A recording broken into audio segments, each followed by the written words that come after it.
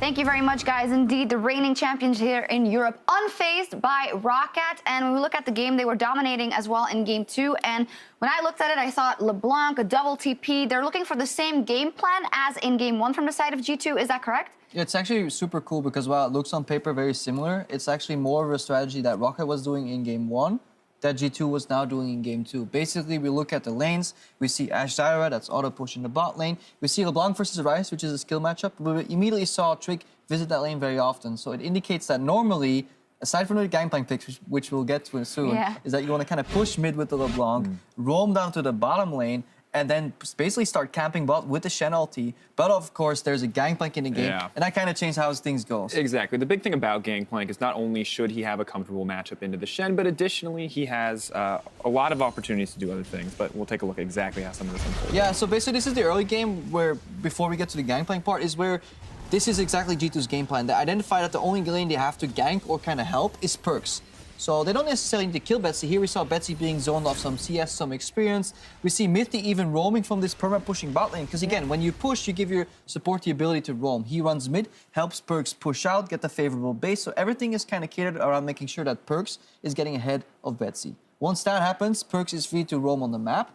Usually he would go bottom for that party that we talked about, but you know, Gangplank has that global. Once again, the global ult's all too crucial for relieving pressure, for kind of balancing out the global presence on the side of G2 with the double PP. In addition to the Shen ult, we really needed this for the side of Roccat for that GP to come out ahead, but we just didn't see it in the laning phase, and I think that made it that much harder for Roccat to do anything. It is because of G2's adaptation, and that's what we see right here. When you can't go bot, you go top. When you play against the global, step one is kill the global, so this ultimate gets made in the lane, not in some other lane. And that's what Perks is doing here. So Perks was propelled forward by Trick. Bot lane was always putting pressure due to the nature of Ashe Zyra, and then Trick and Perks together moved to the top lane to shut down Faxi, who was hoping to kind of steal some kills or kind of help his bot lane. But G2 never went bot lane, despite their composition kind of looking as if it could always do that. And that's where G2 is always so smart. They're always playing with an objective in mind. They know what they can do, where their failures might be, whereas Roccat was playing as if they're reacting to whatever play G2 was making. Yeah, which is somewhere you really can't afford to be, and it feels especially bad for Foxy because this is the new GP with the new Trinity Force. If we look back to last summer season,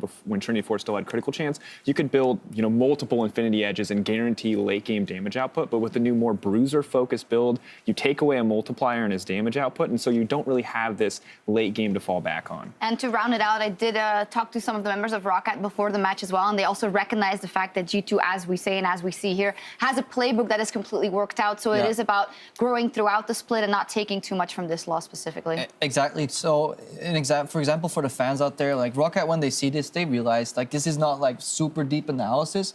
It's just when G2 says guys are playing around top, every single member on that team now knows, okay, bot lane has to push but play passive because jungle's not coming. They know this is a swing matchup in mid. It's all implied when Perks then says, Trick, come help me. There's no need for communication. It's all kind of done in practice. Roccat, they're filling this in. What does this sentence mean exactly within the scope of the game for this player? They're learning the nuances right now. And also very important, the player of the series in this one is Perks, and he is a player that we are looking at so intently to see if he can make up further in the split internationally, but if he can hold his own and prove that he is the strongest mid possibly in that group. Yeah, I think the patience coming out from Perks was what really impressed me. He wasn't all about getting these early lane advantages. The team played around him, and he put all of the power that they put into him to good use very consistently. Game 1, very slow for him. He didn't get to have high impact for a long period of time, but he didn't give up kills, he didn't give up pressure. He always played his role very, very well and never felt like he needed to step into like the star carry spotlight, the over-aggressive playmaking style. And honestly, we saw what we are used to seeing from the first split that Perks played in the LCS,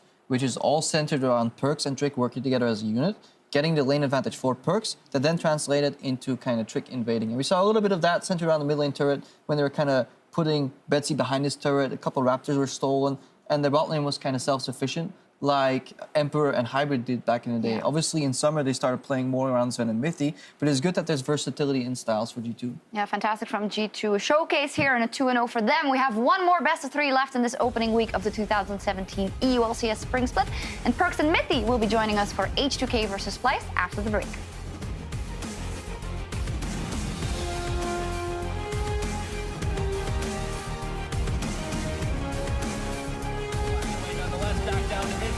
Is going to be bringing expected Maxwell getting kicked back into tower range and taken down. I think we've seen this one before. Foxy, he cannot do a damn thing. Perks makes it look too easy. Betsy's here. Maybe he can find Trick. The damage just enough. No, it isn't. Trick with the outplay. Now, Betsy, there's no one else there. Expecting Trick. They just said, forget it. We're onto the Nexus right now. And there's nothing Roccat can do. G2 sweep the series.